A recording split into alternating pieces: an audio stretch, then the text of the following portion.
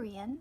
Back in the 1990s, when I first became a Christian, the conveniences that we have today were not really existent or just coming into existence. Internet was a fairly new thing, and when you wanted some type of supply, you had to go to a store. I don't think there was an Amazon at that time. And even things like Bible supplies, there were stores devoted to Bibles, and you'd go there and see if there was something you might want. And even stores like Barnes & Nobles had huge sections devoted just for Bibles. It's interesting, where I live, they recently built a Barnes & Noble, and there's pretty much one small bookshelf for Bible stuff. Back in that time period, though, you had to go to a store. It was just a different time then. But the reason I mention that is that I'm pretty sure we didn't have tabs for the side of our Bible. And so I remember becoming a Christian and sitting like in a Bible study or at home and having someone announce where you need to go in the Bible. And it was just a frustrating process, even on my own time, to try and figure out where books were. And so I think it was only a couple weeks in and I decided I was going to memorize the order of the books of the Bible. And one thing I should say, though, is that in this day and age, people have tabs that they put on the side of their Bible. So this video series really won't appeal to too many people, but I thought for those of us it does appeal to, I'd go ahead and make a video on this. One thing I want to say is that yes, I did memorize the books of the Bible, and that has pretty much stayed with me, except for those minor prophets at the end and some of those historical books of the Old Testament. I can kind of get confused and think one is in the other section, but pretty much it stayed with me. I think it would have stayed with me, but I went through a period of time where I got very confused by the Bible and the things that I was reading there, and I ended up struggling to read the Bible at all.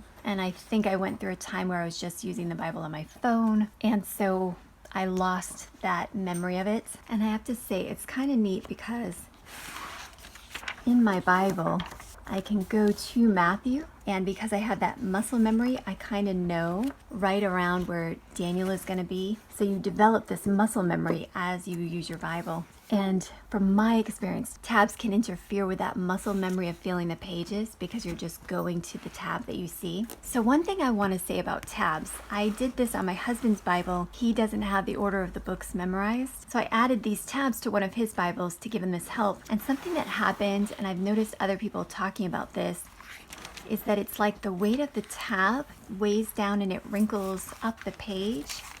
And he doesn't really use this Bible very much, but even it's ripped in some of the pages.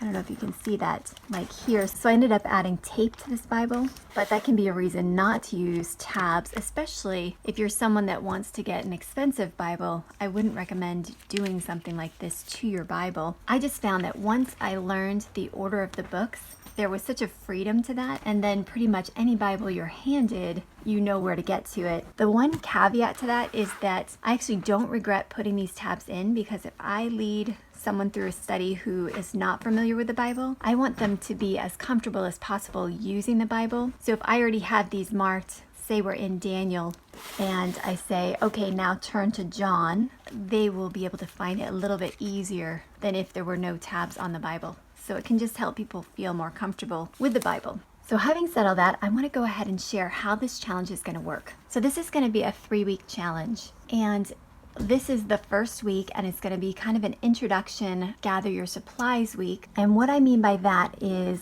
my belief is to have a Bible that doesn't have any tabs into it. And that's because when you're in a spot, say you're in 1st Chronicles and you need to get to Psalms, and you're not sure where it is because you don't have these tabs on here, once you find out, you're going to be reminding yourself, instead of just seeing a tab and going there. 1st Chronicles, okay, I know I need to go this way. Okay, I'm at Nehemiah, I need to go this way. Oh, I hit Proverbs, I need to go back this way. So it's going to help you remember. So my suggestion, and of course it's not a rule, but my suggestion is for us to all have Bibles that don't have tabs if we want to be part of this challenge. One thing is, if you only own Bibles with tabs, but you still want to be part of the challenge, is that you can take a Bible like this and just add some sticky notes to every single book. And I think with most tabs, they would have a front and a back. So you're going to want to do that to both sides and then cut it down. And of course, do a better job than I just did. So then you're at least not seeing the names of the book while you're practicing the skill. Of course, it's not ideal because there's still those markers, but it's just going to help your brain have to work to figure out where to go in the Bible. So that's the first step that I would recommend, is to cover those tabs up or grab a Bible that doesn't have one and commit to using it for the next few weeks. So that's my first tip. And then I know this process can be frustrating and overwhelming at first. Something you can do is print off a bookmark, and it has the Old Testament and the New Testament. You can use this one that I've created, or you can of course print your own. And the thing I like about this is that there are no page numbers. So say you're in Galatians and you need to get to Acts, you can see on there, oh, I just have a couple books to go backwards. Or say I need to find Nehemiah. Oh, here's Nehemiah, and I was in Amos. I need to go backwards quite a few books. So this can kind of help you out. And you can, of course, add page numbers to this to help yourself out. It's just the less help you give your brain, the more it's going to help your brain practice remembering where these books are. So one thing about this challenge that I think is kind of nice is that we kind of have a group of us that can support each other. And so if you're someone that's already learned the books of the Bible, you can just leave a note of encouragement to other people, maybe how it's helped you. And I realize some people might feel it's unimportant to learn these books, so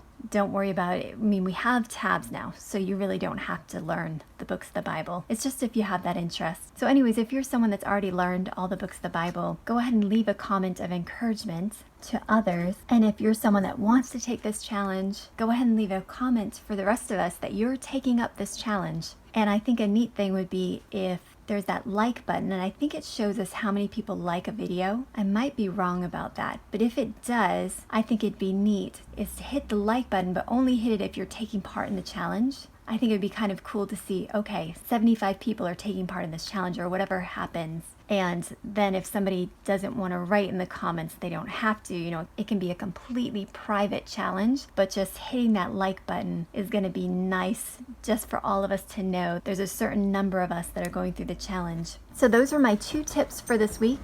Either have a Bible that doesn't have the tab or cover the tabs up. And then you can also contact me and I can send you this one. So that's all we're going to do this week officially, is just have this ready and start exploring the Bible without the tabs. Practice this week having to find things in our Bible. And then I'll be back next week with a new video with some tips on memorizing the New Testament.